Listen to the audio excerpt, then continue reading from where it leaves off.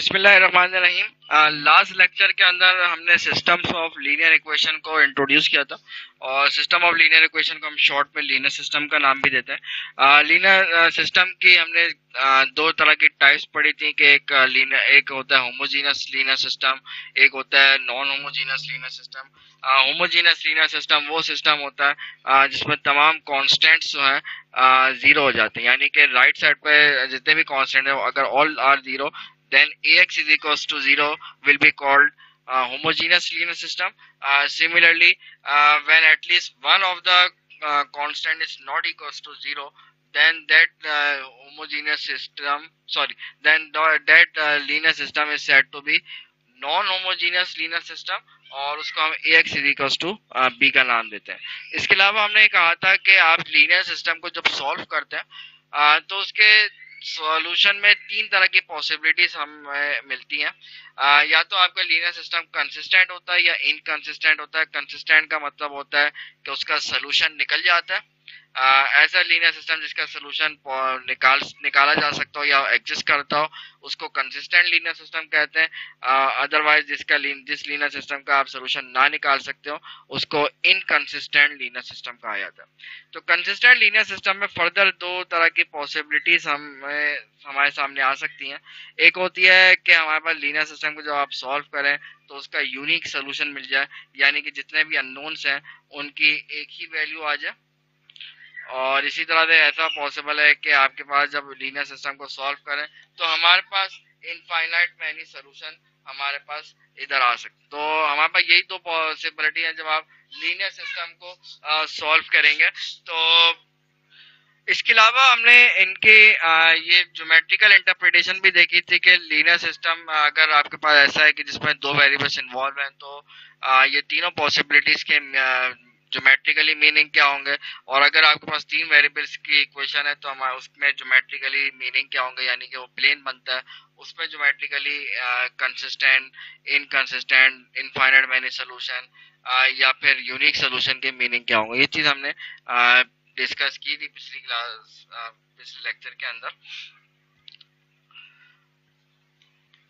इसके अलावा linear system के सॉल्व करने के मेथड्स की जहां तक ताल्लुक है तो वेरियस मेथड्स हैं। आप लोग एलिमेंट्री क्लासेस से डिस्कस कर ही रहे हैं। एक उसमें साइमल्टेनियसली सॉल्व किया जाता है इक्वेशंस को।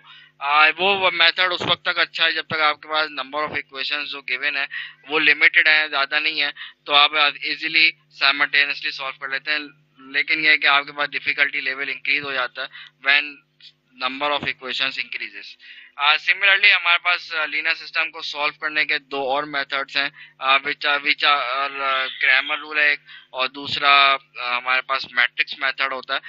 क्रैमर रूल की भी एक लिमिटेशन है कि वो सिर्फ और सिर्फ उस तरह के लीनियर सिस्टम को सॉल्व कर सकता है जिसमें हमारे पास नंबर ऑफ इक्वेशंस और number of variables are same. ये हमारे पास चीजें थी।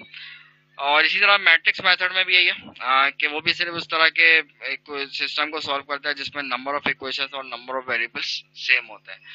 तो आज के लेक्चर में हम इंशाल्लाह कुछ ऐसे मेथड्स को डिस्कस करेंगे जिसमें हमारे पास हमेशा ये जो है अप्लाई हो जाता है।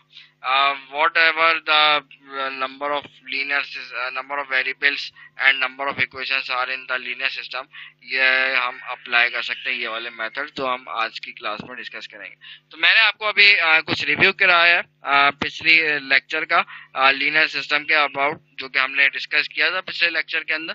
अब आज के लेक्चर को हम इधर से वहीं से कंटिन्यू करते हैं। गॉस एलिमिनेशन मेथड जो है ये लीनियर सिस्टम को सॉल्व करने का एक मेथड है, और ये समझ लें कि ये ऐसा मेथड है जिसमें हर तरह का लीनियर सिस्टम इसमें आप सॉल्व कर सकते हैं। Number of equations, number of variables same हो वो लीनियर सिस्टम, या नंबर ऑफ इक्वेशंस ज्यादा हो नंबर ऑफ वेरिएबल्स कम हो, या फिर vice versa number of variables ज्यादा हो और नंबर ऑफ इक्वेशंस कम हो। इस हर तरह का लीनियर सिस्टम जो है आप इस मेथड से सॉल्व कर सकते हैं। गॉस जो है बेसिकली एक मैथमेटिशियन था, ये उसके नाम पे ये मेथड है। इसको हम गॉस एलिमिनेशन मेथड का नाम देते हैं।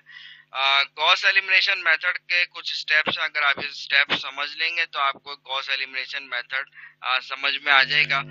गॉस एलिमिनेशन मेथड के पहले मैं स्टेप बता दूं। सबसे पहला स्टेप ये होता है कि आपको जो लीनियर सिस्टम गिवन है उस लीनियर सिस्टम को देखते हुए, आप उसको देखते हुए ऑगमेंटेड मैट्रिक्स बना लीजिए।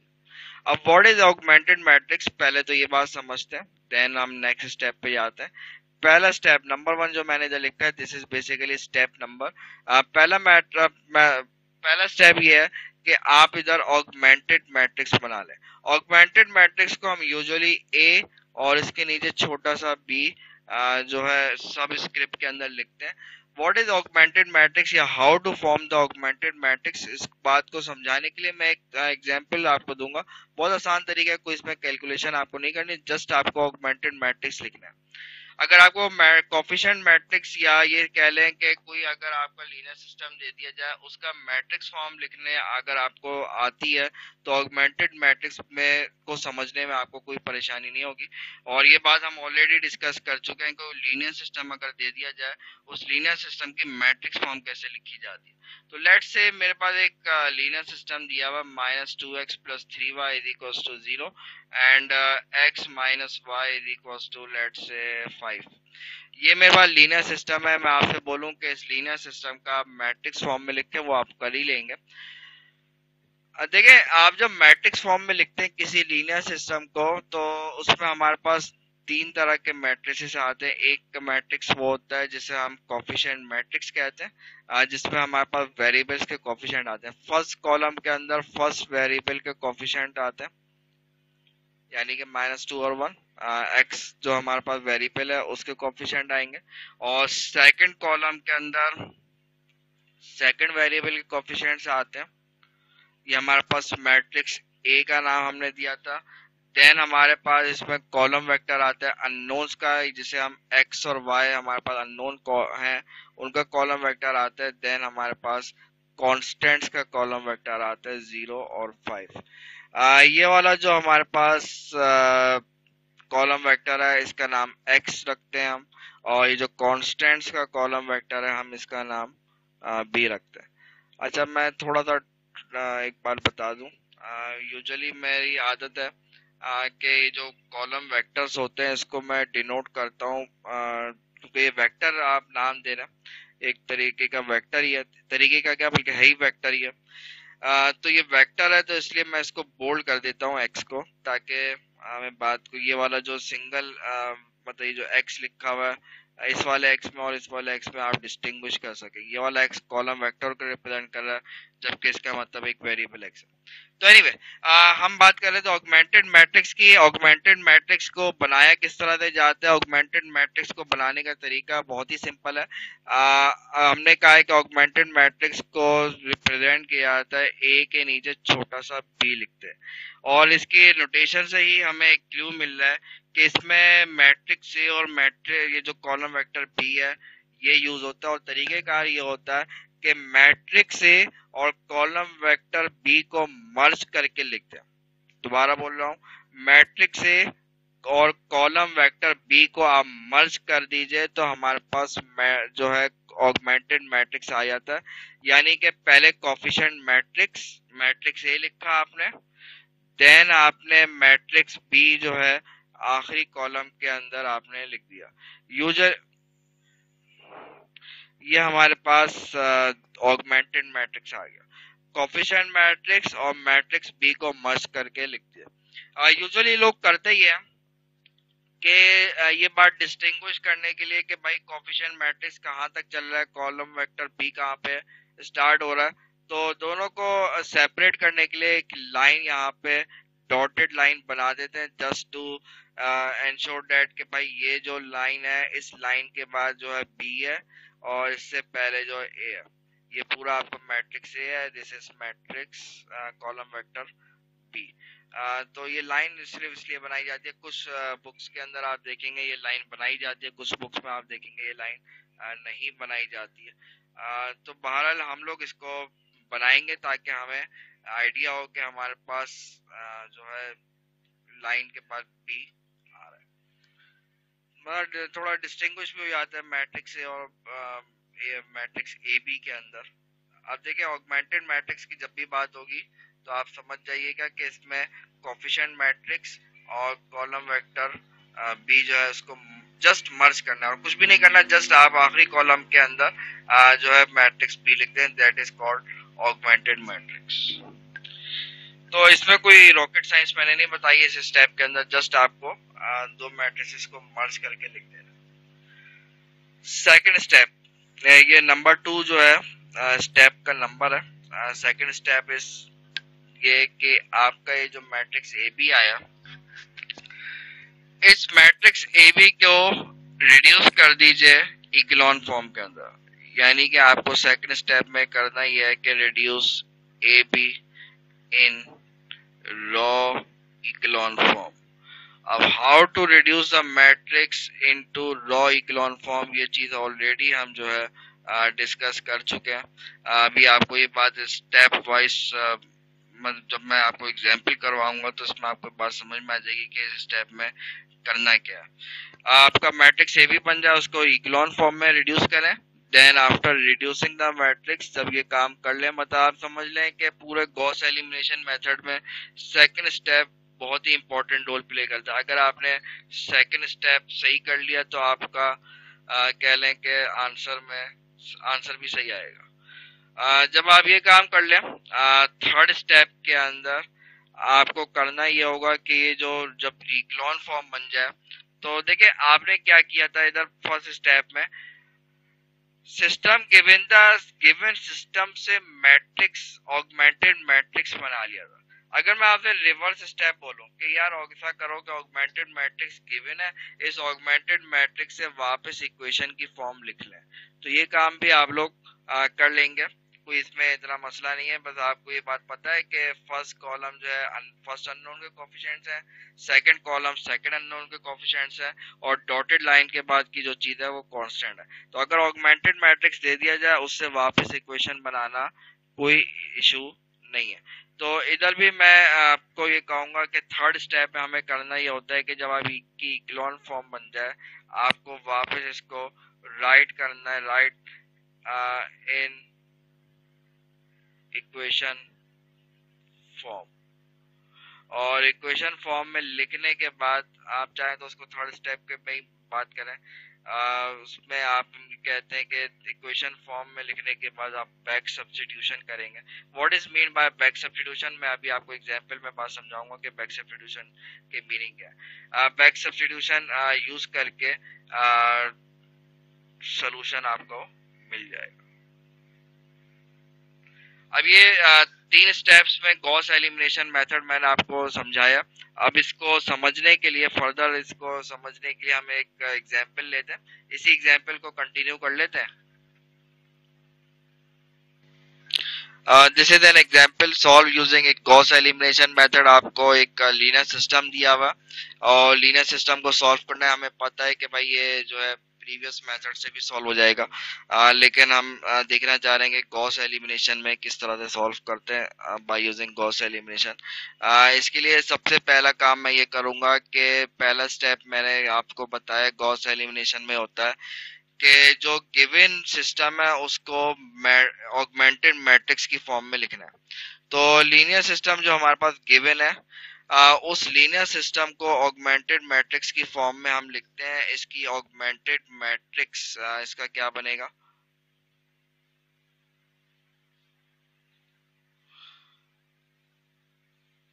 इसका आप जब ऑगमेंटेड मैट्रिक्स बनाएंगे तो इसका augmented matrix will be A B is equals to, तरीका ये होता है कि फर्स्ट कॉलम के अंदर फर्स्ट अननोन के कोफिशिएंट्स यानी कि -2 और 1, और सेकंड कॉलम के अंदर सेकंड अननोन के कोफिशिएंट्स यानी कि 3 एंड -1 आ जाएगा, और लास्ट कॉलम के अंदर हमारे पास कांस्टेंट्स आ जाते हैं जिसे हम कांस्टेंट्स आर 0 एंड 5। ये ऑगमेंटेड मैट्रिक्स बन गया। उसके बाद सेकंड स्टेप भी हमने ये कहा है कि आप मैट्रिक्स को इक्लोन फॉर्म में रिड्यूस करें। मैट्रिक्स मैट्रिक्स को इक्लोन फॉर्म में रिड्यूस करने के लिए हमें ये बात पता होनी चाहिए कि इक्लोन फॉर्म में होता है क्या। इक्लोन फॉर्म का पहला स्टेप हमने ये बात डिस्कस ऑलरेडी की हुई है लास्ट क्लास के अंदर कि first non zero element of a raw is called pivot. First non zero element आप मैंने आपको ये बात भी बताई थी कि आप जब इक्लोन फॉर्म बनाते हैं ना तो इसमें होता ही है कि यूनिक आंसर नहीं आता है। हो सकता है कि आप जो से रॉ ऑपरेशंस लगाएं, मैं वो डिफरेंट स्टाइल से लगाऊं रॉ ऑपरेशन। रॉ ऑपरेशन रहते वही तीन है, उन तीन में और कोई चेंजेस नहीं आती हैं। जो हमने ऑलरेडी रॉ ऑपरेशंस पढ़े हैं वही तीन रॉ ऑपरेशंस रहते हैं, लेकिन आपके पास ज्यादा से ज्यादा उनकी तरतीब चेंज हो सकती है। हो सकता है मैं कहूँ कि भाई पहले मैं रॉ इंटरचेंज करूंगा, आप कहेंगे नहीं मैं दो रॉस को माइनस पहले करूंगा, तो ये तरतीब चेंज हो सकती है, लेकिन रॉ ऑपरेशन खैर वही रहते हैं। मैं इसमें काम ये करता हूँ कि अगर मैं काम ये करूं कि ये जो फर्स्ट टू रॉस मेरे पास लिखी हुई है मैं इनको अगर इंटरचेंज कर दूं, यानी कि मैं आपसे कह रहा हूँ रॉ वन और रॉ टू को इंटरचेंज कर दें। मैंने आपको पहले भी बताया है कि बजाय इसके कि आप पूरे पूरे सेंटेंसेस लिख के आप जो है बस इतना लिख दें R12। इसमें बात क्लियरली बात पता चल रही है कि आप you are replace interchanging row one and by row two. तो रॉ वन की जगह पे रॉ टू आ जाएगी, यानी कि 1 -1 एंड 5, और इधर आ जाएगा -2 3 0। अगेन बता दूं, मैंने कहा है कि आपके पास जरूरी नहीं है कि बिल्कुल सेम इसी तरीके से आप रॉ ऑपरेशन लगाएं जो मैं लगा रहा हूं। ये रॉ ऑपरेशन आपके आगे पीछे हो सकते हैं, कोई इसमें इशू नहीं है। अब मैं आता हूं, हमारे पास सेकंड स्टेप ये होता है, फर्स्ट स्टेप ही पे ही सॉरी इक्लोन फॉर्म का फर्स्ट स्टेप ये होता है कि आपका फर्स्ट नॉन जीरो एलिमेंट को आप पाइवोट का नाम देते हैं। What is first non zero element? ये आपका फर्स्ट नॉन जीरो एलिमेंट है, इसको आप पाइवोट का नाम देते हैं। This is your pivot. ये पहला स्टेप, पहला मैंने आपको पॉइंट लिखवाया था इक्लोन फॉर्म में कि first non zero element of a raw is called pivot. उसके बाद सेकंड मैंने आपको ये बताया था सेकंड स्टेप में, या सेकंड जो इक्लोन फॉर्म का स्टेप था, इक्लोन फॉर्म का जो सेकंड स्टेप था वो ये कहता है कि आपके पास पाइवोट के नीचे जीरोस का कॉलम होना चाहिए। ये आपका वन पाइवोट है, वन के नीचे जीरोस का कॉलम होना चाहिए, ये यानी कि ये जो -2 है this must be equals to 0। तो हाउ टू मेक दिस -2 0, ये आप इसमें ये काम करना था असल में मुझे। अब देखें, मैं अगर रोज को इंटरचेंज नहीं करता तो मेरे पास ये -2 को मैं पाइवोट का नाम देता और इस 1 को 0 बनाना होता।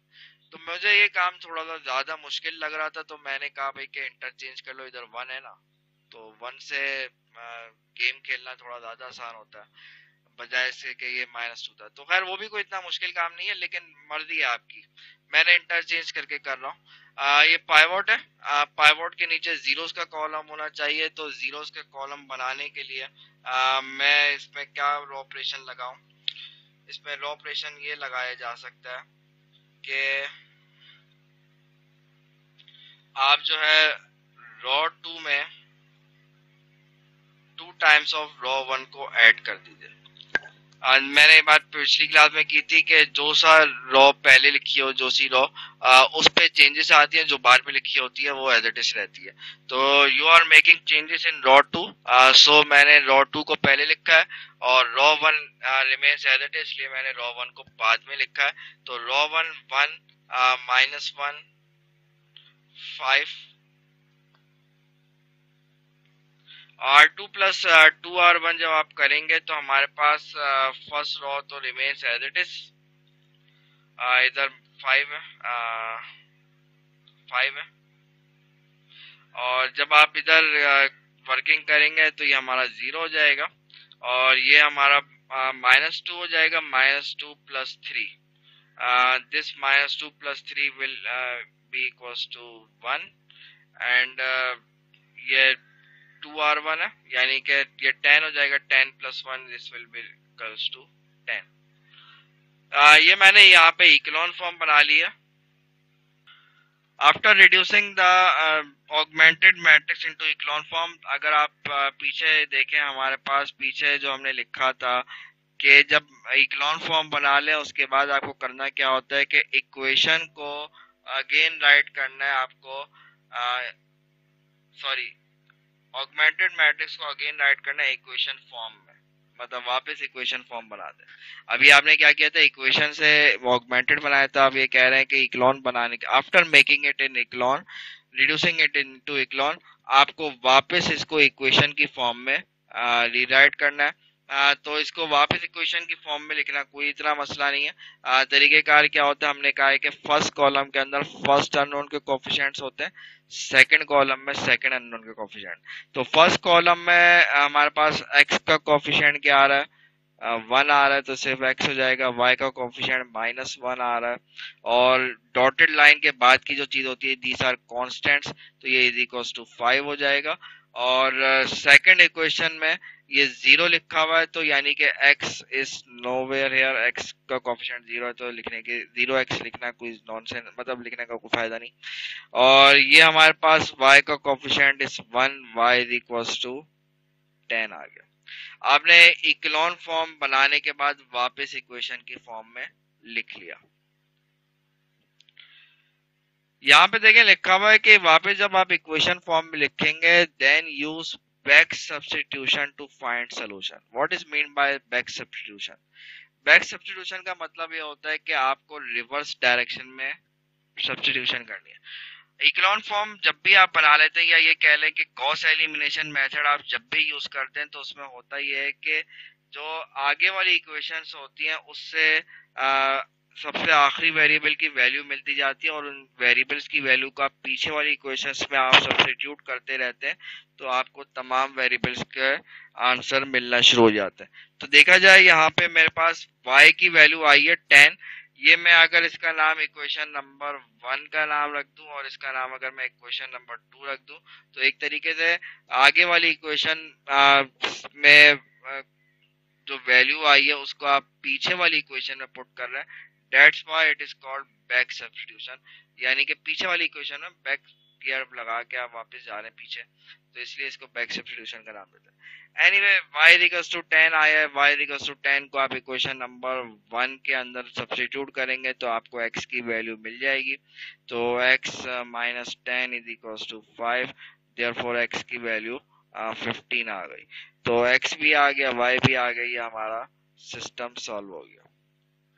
अब बात हो सकता है कोई पूछने वाला ये पूछे कि सर ये ऑगमेंटेड, ये जो हमने गॉस एलिमिनेशन मेथड लगाया है, ये तो काम अगर साइमल्टेनियसली सॉल्व करते तो ज्यादा आसान होता। नो डाउट, ये जो हमारे पास क्वेश्चन दिया हुआ है, इस क्वेश्चन के अंदर दो वेरिएबल दो इक्वेशन है, दो वेरिएबल दो इक्वेशन सबसे ज्यादा आसान तरीका उसमें साइमल्टेनियसली होता है। लेकिन बात वही मैंने आपसे कही कि गॉस एलिमिनेशन मेथड हर केस में लग जाता है। ये तो हमने सिर्फ एक एग्जांपल दिया है, थोड़ी मैंने आसान करके एग्जांपल दिया है, लेकिन जैसे जैसे आपके पास नंबर ऑफ इक्वेशंस इंक्रीज करेंगी या नंबर ऑफ वेरिएबल इंक्रीज करते हैं, तो साइमल्टेनियस सॉल्यूशन डिफिकल्ट हो जाता है। तो इसलिए मैंने आसान एग्जांपल से बात स्टार्ट की। अब मैं आपको एक और एग्जांपल दे रहा हूँ जिसमें 3 वेरिएबल्स और 3 इक्वेशंस का कोई एग्जांपल ले लेते हैं हम एक। In this example, we have 3 variables and 3 equations, और we are supposed to solve by using Gauss elimination method। Statement मैंने इधर लिखी भी नहीं है, लेकिन आप उधर खुद ही अज्यूम कर लीजिए कि लिखा हुआ है solve by using Gauss elimination method. तो इसको सॉल्व करने के लिए सबसे पहला मेथड, सबसे पहला स्टेप जो गॉस एलिमिनेशन मेथड कहता है कि आपको करना ये है कि ये जो गिवन मैट्रिक्स है, इस गिवन मैट्रिक्स की ऑगमेंटेड फॉर्म में इसको लिख लीजिए। इसका ऑगमेंटेड मैट्रिक्स आप जब बनाएंगे तो हमारे पास बड़ी इजीली इसका ऑगमेंटेड मैट्रिक्स तरीका ये होता है कि फर्स्ट कॉलम के अंदर फर्स्ट अननोन के कोफिशिएंट्स आते हैं। फर्स्ट अननोन इज x, तो इधर x के कोफिशिएंट्स 1, 2 एंड -2, एंड इधर हमारे पास y के कोफिशिएंट्स -1, -1 एंड 1, और इधर हमारे पास z के कोफिशिएंट्स आएंगे यानी कि 1, -1 एंड 3। और इसके बाद जब ये कोफिशिएंट्स लिख लेते हैं सबके, कोफिशिएंट मैट्रिक्स बन गया पूरा एक तरीके से A बन चुका है। देन आपको डॉटेड लाइन बनाने के बाद, डॉटेड लाइन बनाना अगेन बता दूं कोई जरूरी नहीं होता, लेकिन हम इसलिए बनाते ताकि डिस्टिंग्विश कर सकेंगे कोफिशिएंट कहाँ, मैट्रिक्स कहाँ तक है, बी कहाँ से स्टार्ट है। तो डॉटेड लाइन के बाद कांस्टेंट्स लिखे जाते हैं जो कि इक्वल्स टू के राइट साइड पे लिखे हुए हैं, यानी कि इधर आएगा 3, 1 एंड 4। तो आफ्टर ये ऑगमेंटेड मैट्रिक्स बन चुका है, this is your augmented matrix. After making augmented matrix आपको करना क्या होता है, इसको इकोलॉन फॉर्म में रिड्यूस करना होता है। तो इकोलॉन फॉर्म में रिड्यूस करने के लिए क्या मेथड्स हैं,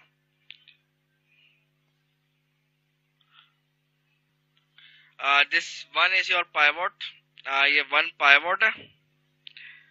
पहला स्टेप ये होता है कि first non zero element is called pivot, first non zero element of a row is called pivot. उसके बाद सेकंड स्टेप ये होता है कि पाइवोट के नीचे जीरोस का कॉलम होना चाहिए, तो पाइवोट के नीचे यानी कि 1 के नीचे जो 2 और -2 लिखा हुआ है, दिस मस्ट बी 0। तो इनको 0 बनाना है, तो मैं आपसे सजेशन पूछ रहा था कि इन दोनों को 0 कैसे बनाया जाए।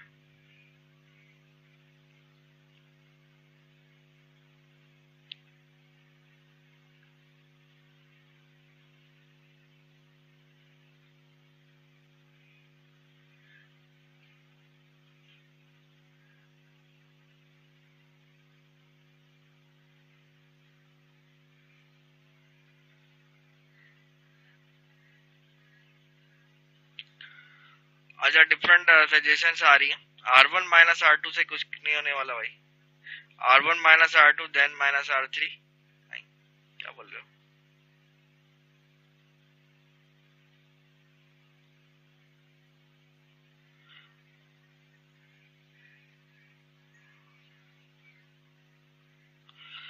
ठीक है, बहुत सारे लोग डिफरेंट सजेशन दे रहे हैं। आप देखें ना, मैंने आपको अभी बताया था कि 2 डिफरेंट स्टूडेंट डिफरेंट तरह से इसको अप्रोच कर सकते हैं।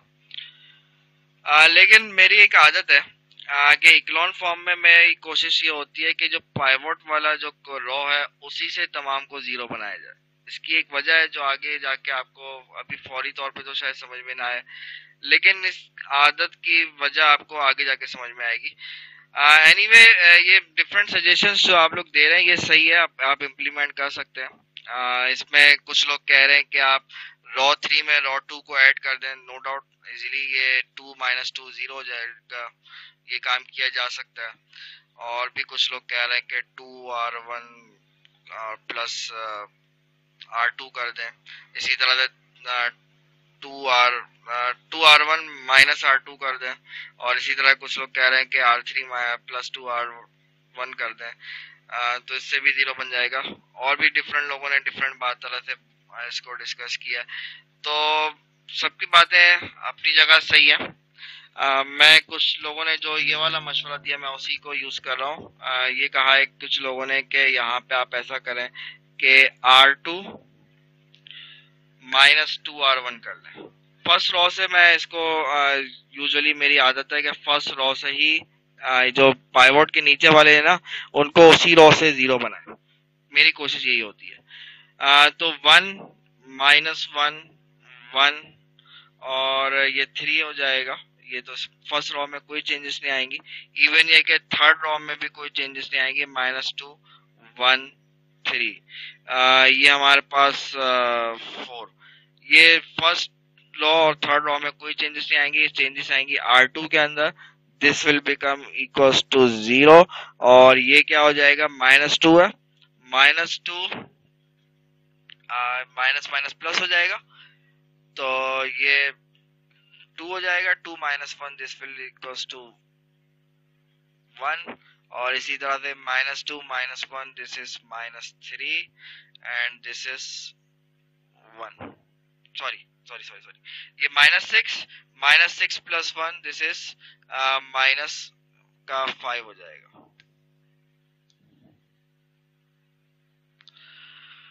अच्छा, ये -2 है, इस -2 को भी आप 0 बनाना है, तो इस -2 को 0 बनाने के लिए यही एक काम कर लेते हैं कि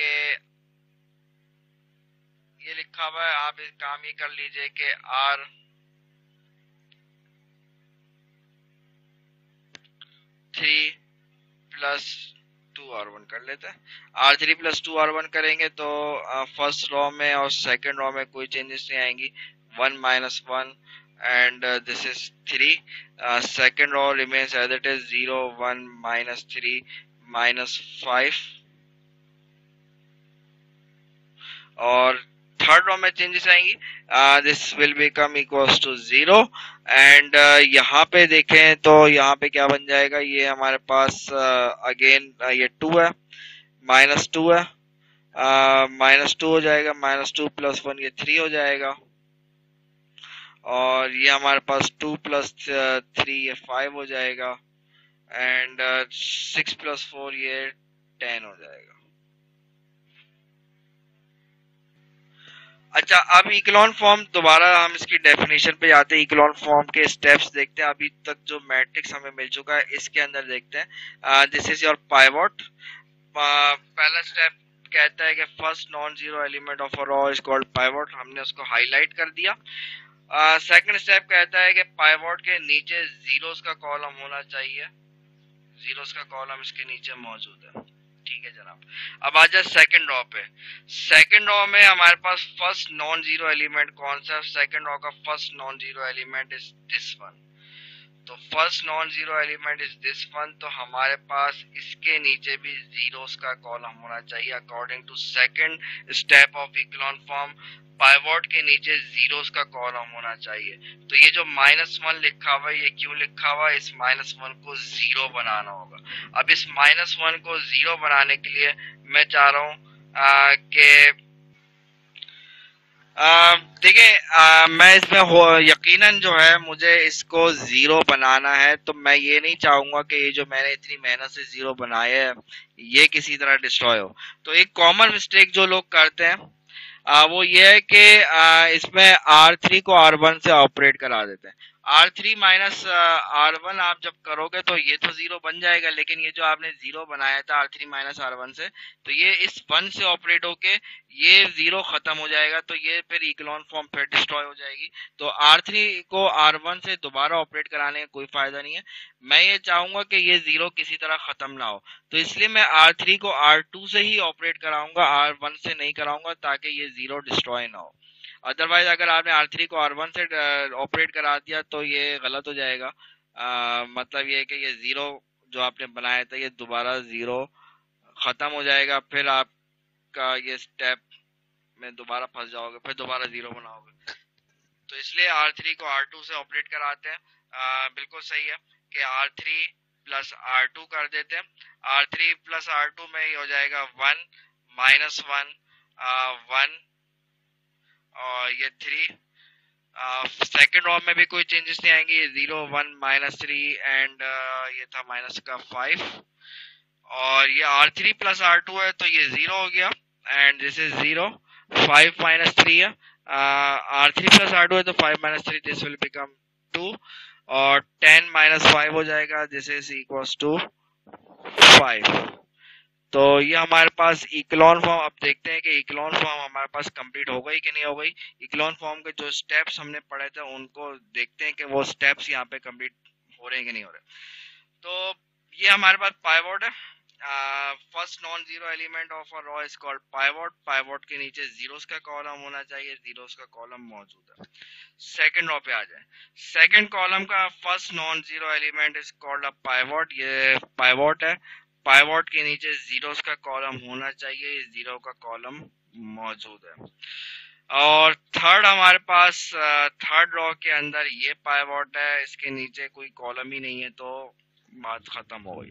अब आपके पास थर्ड स्टेप इक्लोन फॉर्म को ये कहता है कि हर पाइवोट प्रीसीडिंग रो के, यानी कि इसके ऊपर वाली जो रो है उस रो से पाइवोट, हर पाइवोट आने वाला पाइवोट प्रीसीडिंग रो वाले पाइवोट से राइट साइड पे लाई करना चाहिए। अगर आप इस वाले पाइवोट को देखें, सेकंड रो का पाइवोट ये पीछे वाली रो के पाइवोट से राइट साइड पे लाई करता है। इसी तरह से थर्ड रो का पाइवोट ये अपनी पीछे वाली रो से राइट साइड पे लाई करता है। तो हर पाइवोट अपनी प्रीसीडिंग रो से राइट साइड पे लाई करता है, तो यानी कि ये सारी कंडीशन यहाँ पे सेटिस्फाई हो रही है, तो मैं कह सकता हूँ कि इक्लोन फॉर्म यहाँ पे बन चुकी है। जब इक्लोन फॉर्म बन जाती है तो उसके बाद हमें करना ये होता है कि वापस इसको इक्वेशन की फॉर्म में लिखना होता है।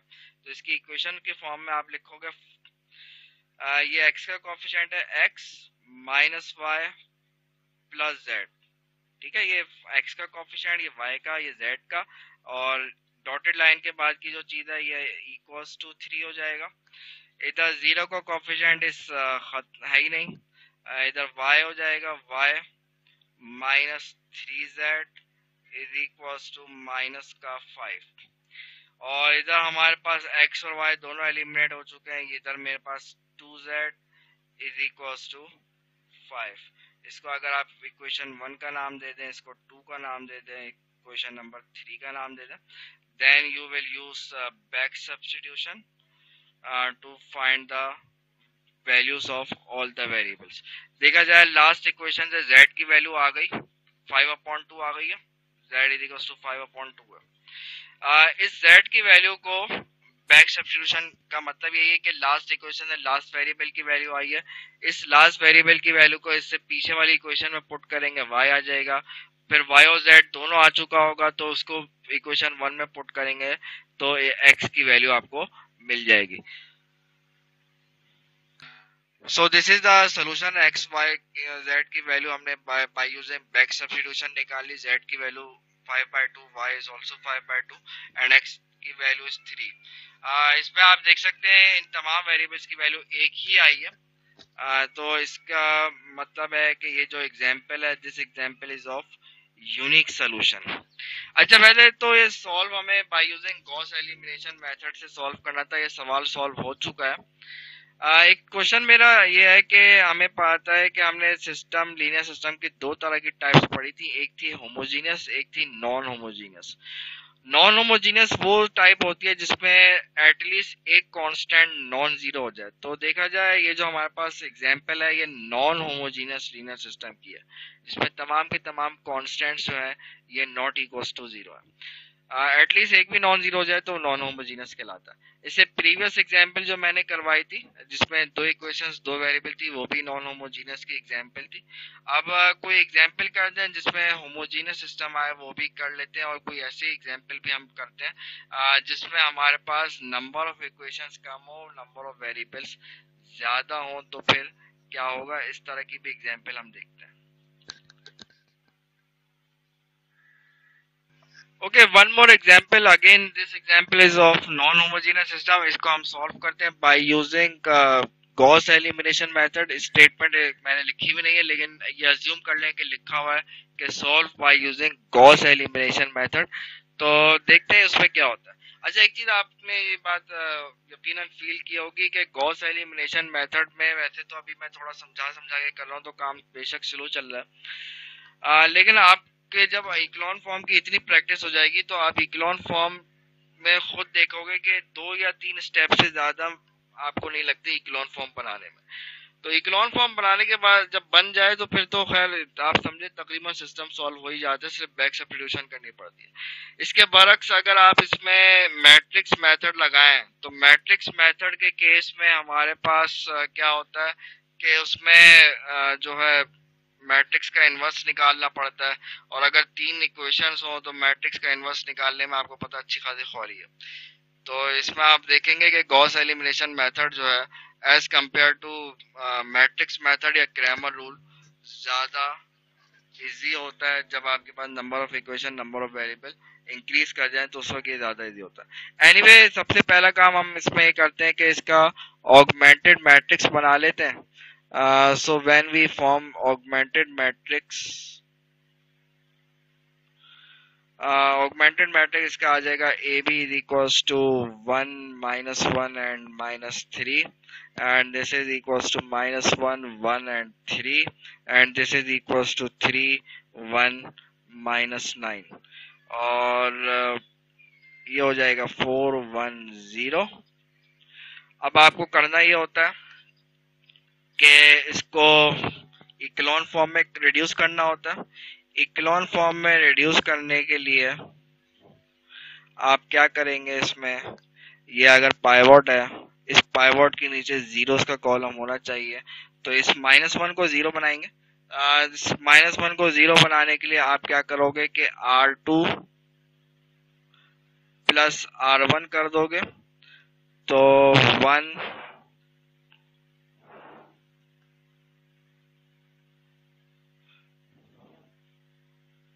R2 प्लस R1 करेंगे ये 0 हो जाएगा, और दिस इज ऑल्सो 0। 3 प्लस 1 ये 4 हो जाएगा, और 1 प्लस 4 ये 5 हो जाएगा। R3 पे कोई चेंजेस नहीं आएंगे, ये -3 हो जाएगा, ये 3 हो जाएगा, एंड दिस इज माइनस का 9 0। अच्छा, ये काम कर लिया। उसके बाद आपको क्या करना होता है, ये 1 के नीचे दोनों 0 बनाते हैं, -3 अब 0 बनाते हैं। -3 0 बनाने के लिए क्या करें, -3 को 0 बनाने के लिए इधर जो बात समझ में आ रही है वो यही आ रही है कि R3 minus plus 3 times of R1 करता है। तो फर्स्ट रॉ में कोई चेंजेस नहीं आएंगी, ये हमारे पास as it is. Second row भी एज इट इज रहेगी। उसके बाद आप जब इसमें ये ऑपरेशन लगाएंगे तो दिस इज इक्वल्स टू 0, और ये हमारे पास 3 -3 प्लस 3 ये भी 0 हो जाएगा, और ये 9 -9 ये भी 0 हो जाएगा, और 3 4 12 प्लस 0 ये मेरे पास 12 आ गया। ठीक है जनाब। अब आप देखें कि हमारे पास ये जो मैट्रिक्स है ये इक्लोन फॉर्म में रिड्यूस हो गया या नहीं हो गया। ये मेरे पास एक पाइवोट है, पाइवोट के नीचे जीरोस का कॉलम होना चाहिए, बिल्कुल मौजूद है पाइवोट के नीचे जीरोस का कॉलम। उसके बाद सेकंड रो का पाइवोट ये रहा, सेकंड रो का पाइवोट जो है इसके नीचे भी जीरोस का कॉलम होना चाहिए, इसके अंदर 0 का कॉलम इसके नीचे मौजूद है। एक बात याद रखिएगा, पाइवोट हमेशा कोफिशिएंट मैट्रिक्स में देखा जाता है, मतलब ये जो हमारे पास डॉटेड लाइन से पहले तक की चीज है उससे पहले तक पाइवोट तलाश करते हैं, डॉटेड लाइन के बाद की जो चीज है उसको हम पाइवोट नहीं मानते हैं। तो ये पाइवोट यानी कि थर्ड रॉ में कोई पाइवोट नहीं है। तो इक्लोन फॉर्म मेरे पास यहाँ पे कंप्लीट है। इक्लोन फॉर्म की सारी कंडीशंस, तीनों कंडीशंस यहाँ पे फुलफिल हो रही है। थर्ड कंडीशन कहती है कि हर पाइवोट प्रीसीडिंग रॉ के पाइवोट से राइट साइड पे लाई करना चाहिए, तो उसके राइट साइड पे तो आ रहा है। ये बात नहीं है कि जस्ट राइट होना चाहिए, बस राइट है तो राइट पे अलाई कर रहा है। अब आप जब ये काम कर लेते हैं तो उसके बाद क्या करते हैं, वापस इसको इक्लोन फॉर्म जो आई है उसको वापस इक्वेशन की फॉर्म में लिखते हैं। तो ये इक्वेशन की फॉर्म में लिखेंगे, आ जाएगा x minus y plus 3z is equals to 4। और देखा जाए इसमें x और y दोनों वेरिएबल्स के कोएफिशिएंट्स 0 है, तो ये हो जाएगा 4z इज इक्वल्स टू 5 हो जाएगा। और ये वाला जो पूरा रॉ है, ये वाली पूरी रॉ, ये पूरी रॉ जो है 0 है, इसमें कोई कोएफिशिएंट ही नहीं आ रहा, तो 0 इज इक्वल्स टू 12 आ गया। अब आप थोड़ी बात को गौर से देखें अगर, तो इसमें एक बात नजर आ रही है कि भाई ये जो चीज लिखी हुई है ना, दिस थिंग, ये कोई अजीब सी बात लिखी है, एक तरीके की नॉनसेंस है, नॉट पॉसिबल चीज है, नॉट पॉसिबल है ये।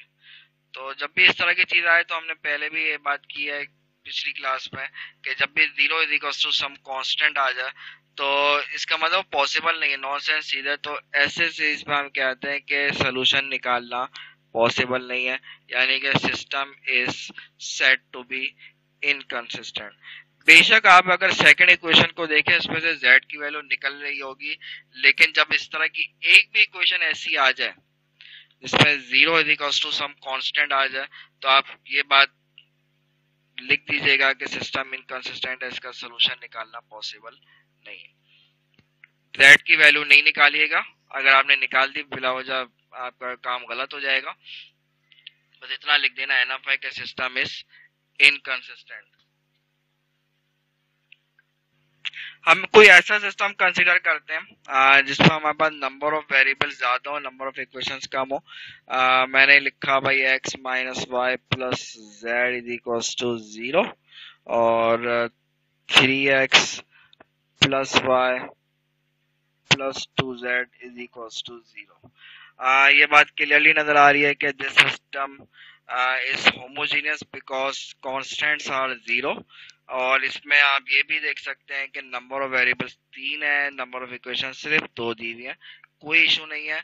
आप प्रीवियस जो मेथड है क्रैमर रूल मैट्रिक्स मेथड वो यहाँ पे इम्प्लीमेंट नहीं कर सकते, लेकिन गॉस एलिमिनेशन मेथड यहाँ पे अप्लाई हो जाता है। ऑगमेंटेड मैट्रिक्स बनाएंगे सबसे पहले। ऑगमेंटेड मैट्रिक्स बनाने के लिए फर्स्ट कॉलम के अंदर फर्स्ट अननोन के कोफिशिएंट्स आते हैं 1 3 -1 एंड 1, और इसी तरह से सेकंड कॉलम में सेकंड अननोन कोफिशिएंट्स, और थर्ड कॉलम के अंदर थर्ड अननोन के कोफिशिएंट्स आते हैं, और डॉटेड लाइन के बाद 0 0 लिख दिया जाता है। कांस्टेंट्स लिखे जाते हैं लास्ट कॉलम के अंदर, वो लिख दिया। अब आपको इसको इक्लोन फॉर्म में रिड्यूस करना है। इसकी इक्लोन फॉर्म आप बनाएंगे तो इसकी इक्लोन फॉर्म जो है, सॉरी, इसकी इक्लोन फॉर्म बनाने के लिए आपको क्लियरली नजर आ रहा है कि दिस इज पाइवोट, पाइवोट के नीचे जीरोस का कॉलम चाहिए, यानी कि this 3 must be equals to 0, यानी कि you will make this 0 by applying this operation R2 - 3R1। यही एक ऑप्शन है और कोई ऑप्शन ही नहीं है। 1 -1 ये 0 हो जाएगा, दिस इज ऑल्सो 0, एंड -3 ये हो जाएगा +3, 3 + 1 ये 4 हो जाएगा, और 3 + 2 दिस इज 5, एंड अगेन 0 पे आप कोई भी ऑपरेशन लगाएं, आप दो रॉस इसमें 3 को मल्टीप्लाई करके इसके अंदर ऐड कर देंगे, 0 0 ही रहेगा। दो जीरोस को ऐड कर सबट्रैक्ट करते रहे, किसी नंबर से मल्टीप्लाई कर दें, 0 पे कोई इफेक्ट नहीं पड़ता है। ये हमारे पास इक्लोन फॉर्म कंप्लीट हो गई है, आप इधर चेक कर भी सकते हैं। ये पाइवोट है, पाइवोट के नीचे जीरोस का कॉलम होना चाहिए। ये भी एक पाइवोट है, इसके नीचे कोई कॉलम ही नहीं है, तो मैं इसके नीचे कुछ भी नहीं देख सकता हूँ। बाकी तीसरी कंडीशन है कि हर पाइवोट प्रीसीडिंग रो के पाइवोट से राइट साइड पे लाई करना चाहिए, तो ये राइट साइड पे लाई कर रहा है, तो हो गया भाई, यानी कि इक्लोन फॉर्म यहाँ पे बन चुकी है। अब जब इक्लोन फॉर्म बन जाती है उसके बाद आप इसको इक्वेशन की फॉर्म में दोबारा लिखते हैं, ये हो जाएगा x - y + z is equals to 0, और ये हो जाएगा 4y + 5z is equals to 0। ये जो एग्जाम्पल हम कर रहे हैं इसमें इक्लोन फॉर्म तो बना ली थी हमने। अब ये डिसाइड करना है कि इसका सोल्यूशन आएगा क्या। देखिए, हम गॉस एलिमिनेशन मेथड के स्टेप्स को फॉलो कर रहे थे। सबसे पहला स्टेप होता है ऑगमेंटेड मैट्रिक्स, देन उस ऑगमेंटेड मैट्रिक्स की इक्लोन फॉर्म बनाई जाती है, और आफ्टर मेकिंग इक्लोन फॉर्म आप वापस उसको इक्वेशन की फॉर्म में लिखते हैं। तो यहाँ तक तो काम हमने कर लिया।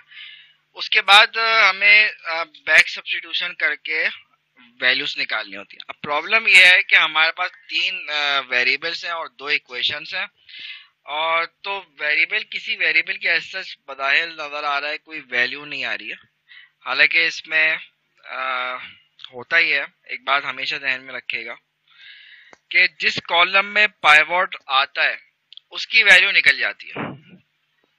दोबारा बोल रहा हूँ, जिस कॉलम में पाइवोट मौजूद होता है उन वेरिएबल्स की वैल्यू फाइंड की जा सकती है, और जिस कॉलम में पाइवोट मौजूद नहीं होता है, देखिए आपको मैं पहले बता चुका हूँ, ये जो कॉलम्स हैं ये कोफिशिएंट्स के मतलब फर्स्ट कॉलम है, जैसे ये फर्स्ट अननोन का कोफिशिएंट है, second column is for y के coefficient, third column is for z के कोफिशिएंट। तो मैं कह रहा हूँ कि जिन कॉलम्स में पाइवोट आता है उन वेरिएबल्स की वैल्यू निकल जाएगी, और जिन कॉलम में पाइवोट नहीं आता है वो एक तरीके का फ्री वेरिएबल कहलाता है। तो इधर देखा जाए हमारे पास कॉलम नंबर 1 के अंदर जो है, कॉलम नंबर 1 के अंदर पाइवोट मौजूद है, तो column number 1 is for x, तो x की वैल्यू निकाली जा सकती है। सेकंड कॉलम में पाइवोट है, इसका मतलब है कि सेकंड कॉलम y का है, तो y की वैल्यू भी निकाली जा सकती है। थर्ड कॉलम में कोई पाइवोट नहीं है, तो third column is for z, तो यानी कि हम ये कह सकते हैं जिस कॉलम में पाइवोट नहीं होता है वो जो वेरिएबल है, that variable is called free variable हम कहते हैं। यानी कि फ्री वेरिएबल का मतलब ये है कि ये फ्रीली कोई भी वैल्यू को अज्यूम कर सकता है, यानी कि ये एक तरीके का कोई भी वैल्यू अज्यूम कर सकता है, यानी कि हम एक तरीके से ये कह सकते हैं कि this z is playing role of parameter. यानी कि पैरामीटर भी यही होता है ना कि पैरामीटर कोई भी वैल्यू अज्यूम कर सकता है, तो ये z is playing role of parameter. तो हम ये करते हैं कि जो वेरिएबल फ्री वेरिएबल होता है उसको एक पैरामीटर के बराबर सपोज कर लेते हैं, और पैरामीटर का नाम जो दिल चाहे रख ले। यूजुअली टी पैरामीटर रखा जाता है। तो z की वैल्यू आप t सपोज कर ले। ये करना कब है, जब आप जो सा वेरिएबल फ्री है, यानी कि जिस कॉलम में पाइवट नहीं आ रहा है वो हमारे पास फ्री वेरिएबल है और उसको आप t सपोज कर लें। Then you can back use back substitution. ये क्वेश्चन नंबर 2 है, ये क्वेश्चन नंबर 1 है। बैक सब्स्टिट्यूशन करें, हमारे पास y की वैल्यू आ जाएगी t अपॉन 4 एंड z की वैल्यू हमारे पास आ चुकी है x माइनस t अपॉन 4 और plus z is again t is equals to 0। और इसको मजीद सिंप्लीफाई अगर करें तो x is equals to t upon 4 minus t, यानी कि x की वैल्यू जो है माइनस, तो x y और z ये तीनों आप देख सकते हैं, ये तीनों पैरामीटर t पे डिपेंड कर रहे हैं। यानी कि पैरामीटर t क्या है, फ्री वेरिएबल मैंने z को कहा है तो z कोई भी वैल्यू अज्यूम कर सकता है, तो मैंने z को पैरामीटर t के बराबर सपोज किया। And what is parameter t? t के बारे में हम ये कह सकते हैं, ये t जो है ये कोई पैरामीटर है जो कि कोई भी वैल्यू अज्यूम कर सकता है, यानी कि इसकी value can lie from minus infinity से लेकर प्लस इन्फिनिटी तक लाई कर सकती है। तो यानी कि जब t की इनफाइनाइट वैल्यूज हैं तो z की इनफाइनाइट वैल्यूज हैं, y की इनफाइनाइट एंड x की इनफाइनाइट। तो how many solutions are there, यानी कि ये जो मेरे पास एग्जांपल है, ये एग्जांपल है उस केस की जिसमें आपके पास सॉल्यूशन इनफाइनाइट मैनी सॉल्यूशंस आपके पास आते हैं, ये उस वाले केस की एग्जांपल है। तो हमारे पास तीनों तरह की पॉसिबिलिटीज की एग्जांपल आ चुकी है। यूनिक सोल्यूशन की भी आपको मैंने एक एग्जांपल, एक क्या बल्कि दो तीन एग्जांपल हमने उसकी कर ली, और इस तरह से नो सोल्यूशन यानी कि सिस्टम इज इनकंसिस्टेंट उसकी भी एग्जांपल हमने कर ली, और एक एग्जांपल इनफाइनाइट मेनी सोल्यूशन की भी आई आपके सामने। वैसे और भी एग्जांपल हमारे पास आती रहेंगी, ये काम हमारे पास चलता रहेगा जब तक लीनियर अलजेब्रा का वर्किंग है, जब तक आप ये सोल्यूशंस निकालते रहेंगे लीनियर सिस्टम के। वैसे क्वेश्चन यहाँ पे कंप्लीट है। एक बात मैं यहाँ पे करना चाहूंगा आपसे, और सोल्यूशन तो आ चुका है आपका, लेकिन हमारे पास एक अमूमन एक प्रैक्टिस है कि आपका ये जो सोल्यूशन आया है इस सोल्यूशन को वेक्टर फॉर्म में भी लिखा जा सकता है। देखिए आप जो सिस्टम को सॉल्व करते हैं वो सिस्टम होता है ax इज इक्वल्स टू 0 या ax is equals to b, जो भी है ax मतलब आप इसमें x निकाल दो। What is x? x के बारे में आप कहते हो तो ये कॉलम वेक्टर है x y z। तो यानी कि अगर मैं आपसे कहूं कि सॉल्यूशन को वेक्टर फॉर्म में लिखें तो वो लिखा जा सकता है। यानी कि मेरे पास x की वैल्यू मैंने निकाली है, इस केस में x की वैल्यू मैंने निकाल ली है। What is x? x होता है x y z, और x की वैल्यू आपने जो निकाली है वो आई है, क्या आई थी, माइनस 3t अपॉन 4 आई थी, और y की वैल्यू आई थी, y की value was t upon 4 and z is और t, ये वैल्यूज आई है। अगर मैं इनमें से फर्दर एक काम ये करूं कि t को कॉमन निकाल लूं तो मेरे पास आ जाएगा माइनस 3/4 1/4 1। ये यूजुअली हमारी एक प्रैक्टिस है जो कि आगे के, अभी फिलहाल तो हम सिर्फ सॉल्यूशन निकाल रहे हैं एक्स वाई जेड की वैल्यू, उस केस में तो इतनी जरूरत नहीं है इस चीज की, लेकिन आगे जाके हमें ये सॉल्यूशन एक तरीके से वेक्टर फॉर्म में हमें लिखना पड़ता है।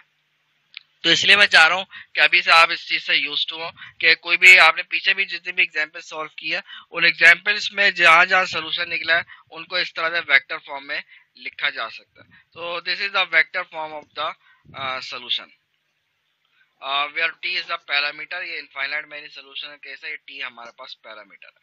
ये एक बात जो मुझे करनी थी इस एग्जाम्पल में। एक बात और मैं आपको नोटिस करवाना चाहूंगा, इस एग्जाम्पल में सवाल सॉल्व हो चुका है लेकिन एक दो चीजें ऐसी हैं जो कि हमें नज़र आ रही हैं, तो हम अपने काम को आसान करने के लिए उन चीज़ को अगर आप देखें तो हमारी आगे की वर्किंग आसान हो जाएगी। देखिए ये कौन सा सिस्टम है, this is a homogeneous linear system. Homogeneous linear system वो होता है जिसमें कांस्टेंट्स जो है सारे जीरो होते हैं, यानी कि राइट साइड पे सारे कांस्टेंट्स जीरो आते हैं। तो आपने जब इसका ऑगमेंटेड मैट्रिक्स बनाया तो राइट साइड पे सारे जीरो जीरो आ रहे थे, मतलब जीरो का कॉलम बन रहा था। आपने फिर यहाँ पे रॉ ऑपरेशंस लगा के देखा, तो रॉ ऑपरेशंस लगाने से हो ये रहा है कि इन जीरो पे कोई इफेक्ट नहीं पड़ रहा है। तो यानी कि होमोजीनियस लीनियर सिस्टम जब होता है तो उसमें जब ऑगमेंटेड मैट्रिक्स बनाते हैं तो हमें नजर आ रहा है कि जीरो पे कोई इफेक्ट कभी भी नहीं पड़ेगा, चाहे आप दो रॉ ऑपरेशन कोई से दो रॉस को इंटरचेंज कर दें, किसी दो रॉस को ऐड सब्ट्रैक्ट कर दें, या किसी स्केलर से मल्टीप्लाई कर दें, यही तीन ऑपरेशंस होते हैं। तो ये इन तीन ऑपरेशन में जो भी लगा दें इन जीरो पे कोई इफेक्ट नहीं पड़ेगा जब होमोजीनियस लीनियर सिस्टम है। तो ये जीरो लिखें या ना लिखें कोई फर्क नहीं पड़ता। इसलिए यूजुअली हम ये करते हैं कि जब ऑगमेंटेड मैट्रिक्स बनाते हैं होमोजीनियस लीनियर सिस्टम का तो इस जीरो को इग्नोर कर देते हैं, हम नहीं लिखते। लिख भी दें तब भी कोई इशू नहीं है, लेकिन बिला वजह आपको एक अंडरस्टूड सी बात है, उसको बिला वजह लिखने का फायदा क्या, तो इसलिए हम नहीं लिखते। ये बात याद रखेगा क्योंकि ये कॉमन मिस्टेक है। मैंने सिर्फ ये कहा है कि सिर्फ और सिर्फ होमोजीनियस में आप ये जीरो जीरो ना लिखें कोई इशू नहीं, लेकिन जब नॉन होमोजीनियस की बात होती है तो उसमें कांस्टेंट लिखना जरूरी है। शुरू के पहले स्टेप से ही कांस्टेंट लिखना जरूरी है। मैंने अमूमन देखा है लोगों के जो पेपर आते हैं एग्जाम पेपर्स वगैरह या क्विज व्हाट्सोएवर जो भी आते हैं, तो ये बड़ी कॉमन मिस्टेक लोग ये कर रहे होते हैं कि कांस्टेंट को इग्नोर कर देते हैं और आखिर में जब इक्लोन फॉर्म बन जाती है जब एकदम से कांस्टेंट ले आते हैं। तो ये बिल्कुल गलत तरीका है। कांस्टेंट आपको पहले स्टेप से जहां से इक्लोन फॉर्म बनाना शुरू कर रहे हैं वहीं से कांस्टेंट आपको लेके चलना है और आखिरी स्टेप तक लेके जाना है, कहीं पे बीच में आप उनको खा नहीं जाएगा। सो रिड्यूस इक्लोन फॉर्म में हम करते ये हैं कि इक्लोन फॉर्म के अंदर ही फर्दर दो स्टेप्स बढ़ा देते हैं, तो वो रिड्यूस्ड इक्लोन फॉर्म कहलाती है। अब ये दो स्टेप्स होते क्या है, एक बात मुझे बड़ी हैरत है कि आप लोग में से ये बात किसी ने पूछी नहीं। वैसे अमूमन ये क्वेश्चन लोग पूछते हैं कि सर इक्लोन फॉर्म में जो पाइवोट है इनका वन बनाना जरूरी है कि नहीं है। देखें जहां तक सिर्फ इक्लोन फॉर्म की अगर मैं बात करूं, अगर रिड्यूस को इक्लामे के लिए छोड़े, इक्लोन फॉर्म में जो पाइवोट्स हैं ये वन बनाना कोई जरूरी नहीं है। वन बना देंगे आपके सोल्यूशन में आसानी जरूर हो जाएगी, लेकिन ये वन बनाना कोई जरूरी नहीं होता है। कुछ ऑथर्स इसमें एम्फेसाइज करते हैं कि वन बनाओ, वो भी सिर्फ इसलिए कहते हैं क्योंकि इससे हमारी वर्किंग थोड़ी आसान हो जाती है, लेकिन पाइवोट का इक्लोन फॉर्म में वन बनाना जरूरी नहीं है। जबकि रिड्यूस इक्लोन फॉर्म की जब बात होती है तो इसमें हम पहले बात जो अच्छा चार स्टेप उसके अंदर थे ना इक्लोन फॉर्म के, तो मैं इसको फिफ्थ और सिक्स स्टेप का नाम दे रहा हूँ। इक्लोन फॉर्म के बाद ही फर्दर दो स्टेप कर दे तो वो रिड्यूस इक्लोन फॉर्म हो जाती है, तो इसलिए मैंने इधर 5 नंबर लिखा है। आफ्टर इक्लोन फॉर्म ये फिफ्थ स्टेप है। जब इक्लोन फॉर्म बन जाए तो इसमें pivot must be equal to one, सारे पाइवोट्स को वन बना दें। वन कैसे बनाएंगे, बड़ी आसान सी बात है, जो पाइवोट का नंबर जो लिखा हुआ है उसी नंबर से पूरी रो को डिवाइड कर दें, पाइवोट वन बन जाएगा। छठा स्टेप लास्ट स्टेप, बस दो स्टेप और करें रिड्यूस इक्लोन फॉर्म बन जाती है। ये होता है कि कॉलम्स, या इसको इस तरह लिख लेते हैं,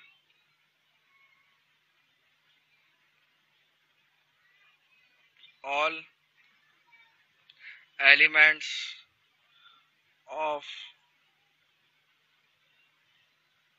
कॉलम।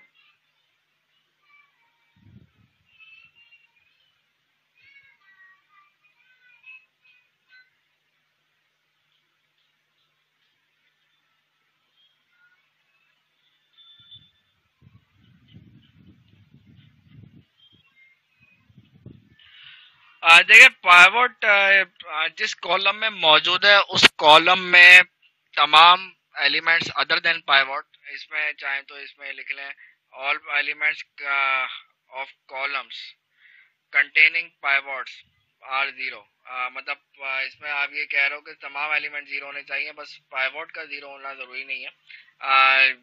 मतलब पाइवॉट जीरो नहीं बनाएंगे, बाकी सारे जीरो बनाएंगे एक्सेप्ट पाइवॉट के अलावा सारे बाकी जितने भी हैं उन सबको जीरो होना चाहिए।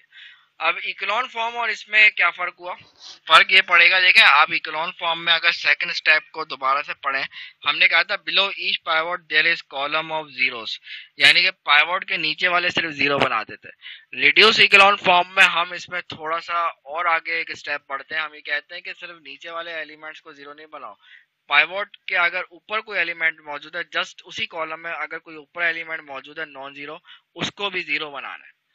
तो ये हमारा कहता है क्या नाम है, रिड्यूस इक्लोन फॉर्म में ये दो स्टेप आप कर लेंगे इक्लोन फॉर्म बनाने के बाद, तो वो रिड्यूस इक्लोन फॉर्म बन जाती है।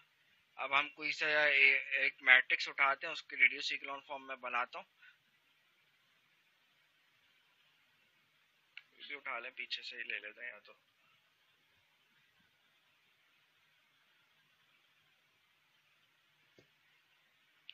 अब जैसे ये है,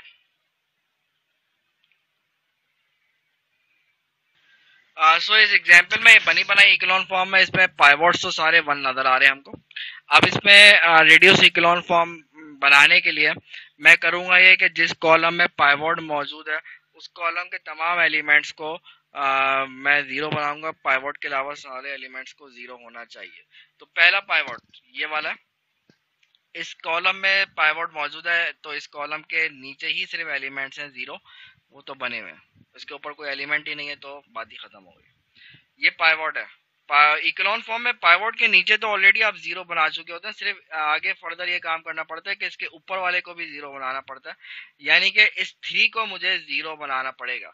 तो इस थ्री को जीरो बनाने के लिए मुझे जो इसमें स्टेप समझ में आ रहा है, ऑब्वियसली मैं इसको इसको जीरो बनाने के लिए इसको मैं रॉ टू से ही ऑपरेट करूंगा, रॉ वन को रॉ टू से ऑपरेट करूंगा, यानी कि जो चीज इधर हमें समझ में आ रही है वो ये आ रही है कि रॉ वन को -3 टाइम्स ऑफ रॉ टू कर देंगे तो ये चीज जो है जीरो हो जाएगी। इस पे कोई इफेक्ट नहीं पड़ेगा बिकॉज -3 जीरो से मल्टीप्लाई होकर खत्म ही हो जाएगा, देन उसमें वन इसके अंदर जीरो के अंदर ऐड हो गया, इस पे कोई इफेक्ट नहीं पड़ेगा। 1 - 1 ये जीरो हो जाएगा, अलबत्ता इस पे अफेक्ट पड़ेगा, बिल्कुल पड़ेगा। ये हमारा -3 +3 हो जाएगा, 4 + 3 7 हो जाएगा। और इसी तरह से इसकी बात करें आप तो ये हमारे पास -9 + 6 और इसी तरह से अगर आप इस वाले की बात करें माइनस ये 3 हो जाएगा, 3 + 3 ये 6 हो जाएगा।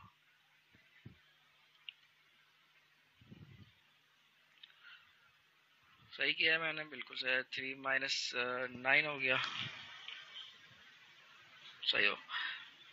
अच्छा जनाब, बाकी सेकंड रो पे कोई इफेक्ट नहीं आएगा, सेकंड और third row remains as it is, 0 0 1 -1 3 and 0 0 0 0 1। और अच्छा ये चीज रह गई थी, इसमें हम कह रहे थे ये 3 हो गया, 3 3 3 1 3 + 3 ये 6 हो जाएगा, नहीं ये तो एज इट इज रहेगा, -1 6 हो गया और -1 हो गया एंड ये 2 हो गया। ओके, अब आप देखें हमारे पास ये वाला एक पाइवोट है, one pivot is this one and one pivot is this one. जिस कॉलम में पाइवोट है उसमें सारे एलिमेंट्स जीरो हैं अदर देन पाइवोट। इस कॉलम में पाइवोट है, इसमें पाइवोट के ऊपर भी जीरो है, नीचे भी जीरो है। इस कॉलम में भी पाइवोट मौजूद है लेकिन इस कॉलम के ऊपर वाले दोनों एलिमेंट्स जीरो नहीं है। तो अगेन आप इसको जीरो बनाना है, किन दोनों को जीरो बनाना है, आपको इन दोनों को जीरो बनाना है, इस 3 को भी जीरो बनाना है, इस -3 को भी जीरो बनाना है। क्या करें?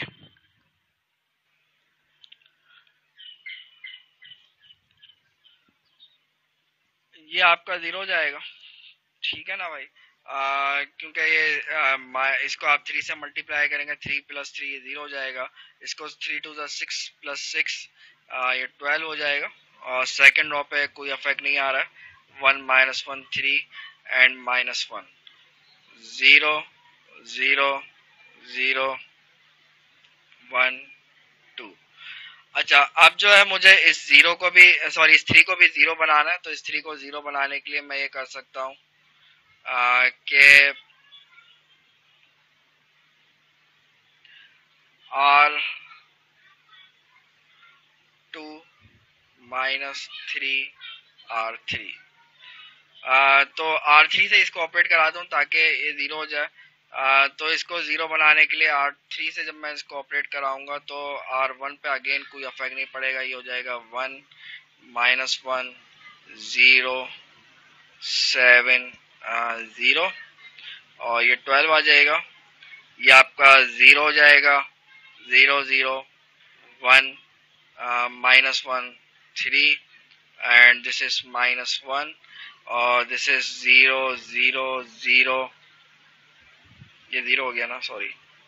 और ये हमारे पास माइनस माइनस प्लस हो जाएगा, प्लस 3 प्लस 2 5 हो गया।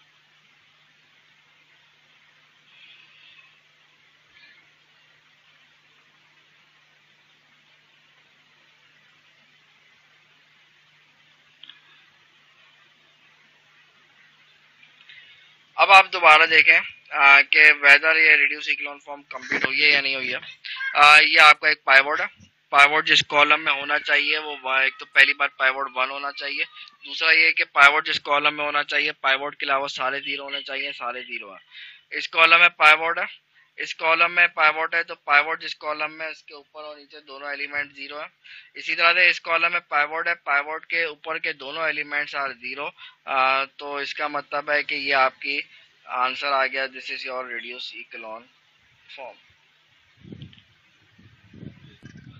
अब जो एक मेथड है एक और सोल्यूशन निकालने का, वो समझ लें कि गॉस एलिमिनेशन मेथड और अब जो मेथड हम डिस्कस कर रहे हैं उनमें बहुत ज़्यादा कोई ख़ास डिफरेंस नहीं है। बस एक फ़र्क है, वो भी आपको क्लियर हो जाएगा।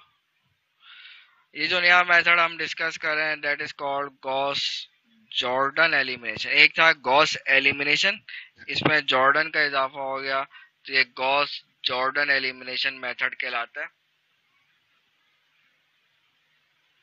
इसमें होता यह है कि पहला स्टेप वही वाला है कि आपको you have to make augmented matrix and you know how to make the augmented matrix. Augmented matrix जब बना लें उसके बाद आपने इक्लोन फॉर्म बनाने का कहा था ना गॉस एलिमिनेशन में, इसमें हम ये कहते हैं कि ए बी को रिड्यूस्ड इक्लोन फॉर्म बनाइए। ये फर्क पड़ता है इसमें। आपने गॉस एलिमिनेशन मेथड में इक्लोन फॉर्म बनाते हैं, जबकि गॉस जॉर्डन एलिमिनेशन में रिड्यूस इक्लोन फॉर्म बनाते हैं। और आपको पता है कि जब इक्लोन फॉर्म बन जाती है तो उसके बाद रिड्यूस बनाने के लिए सिर्फ 2 स्टेप और करते हैं तो रिड्यूस इक्लोन फॉर्म बन जाती है। तो इसने कहा है कि भाई रिड्यूस इक्लोन फॉर्म बना दो। जब रिड्यूस इक्लोन फॉर्म बना दें तो हमारे पास वही काम करें कि भाई राइट इन इक्वेशन फॉर्म में लिख दें। और इक्वेशन फॉर्म में लिखने से होगा ये कि आपको सोल्यूशन मिल जाएगा, no need of back substitution. ये इसमें एक है कि इसमें बैक सब्स्टिट्यूशन नहीं करनी पड़ती। गॉस एलिमिनेशन में बैक सब्स्टिट्यूशन करनी पड़ती है, इसमें नहीं करनी पड़ती। लेकिन जो स्टेप वहां पे ज्यादा है बैक सब्स्टिट्यूशन के, वो यहाँ पे, और नंबर ऑफ स्टेप्स दोनों में सेम इसलिए रहते हैं क्योंकि गॉस जॉर्डन एलिमिनेशन में आपको रिड्यूस इक्लोन फॉर्म बनाने के लिए आपको 2 स्टेप करने पड़ रहे हैं इजाफी, जबकि बैक सब्स्टिट्यूशन के लिए भी वही आपको वो काम कर लें, या तो बैक सब्स्टिट्यूशन कर लें या रिड्यूस इक्लोन फॉर्म बना लें बैक सब्स्टिट्यूशन से बचने के लिए। तो बात तो एक ही है, नंबर ऑफ स्टेप्स इसलिए रिमेन सेम, उसमें कोई फर्क नहीं पड़ता है। तो ये हमारे पास 2 मेथड्स हैं, दोनों मेथड्स की सेम पावर है, यानी कि कह लें कि सेम क्वालिटी है कि ये हर तरह के सिस्टम को डील कर लेते हैं। तो इसकी जो एग्जांपल्स है गॉस जॉर्डन एलिमिनेशन की, वो बिल्कुल सेम इसी तरह से जो हमने पीछे एग्जांपल्स किए जितनी भी वो गॉस एलिमिनेशन मेथड वाली, उनमें अगर आप फर्दर ये स्टेप बढ़ाते हैं रिड्यूस इक्लोन फॉर्म वाले 2 स्टेप्स, यानी कि जिन कॉलम्स के अंदर पाइवोट मौजूद है उसके ऊपर वाले एलिमेंट्स को भी जीरो बना दें, तो आपके पास वो गॉस जॉर्डन एलिमिनेशन मेथड बन जाएगा। और आंसर पे कोई इफेक्ट नहीं पड़ता है, सोल्यूशन पे कोई इफेक्ट नहीं पड़ता। बस ये है कि बैक सब्स्टिट्यूशन मेथड से हमारी बचत हो जाती है। जैसे फॉर एग्जांपल मैं एक एग्जांपल पर्टिकुलरली बताऊं, ये जैसे है आपके पास, ये पहले गॉस एलिमिनेशन मेथड से हमने थोड़ा, पूरा तो मैंने सॉल्व नहीं किया हुआ यहाँ पे, लेकिन ये है कि काफी हद तक सॉल्व हुआ हुआ। ये हमारे पास इक्लोन फॉर्म है। इक्लोन फॉर्म को आप जब सॉल्व करते हैं तो हमारे पास जो है बैक सब्स्टिट्यूशन लगानी पड़ती है। x2, x4 और x5 की वैल्यू आ गई है। इनको बैक सब्स्टिट्यूशन करेंगे तो हमारे पास x4 x3 की वैल्यू आ जाएगी।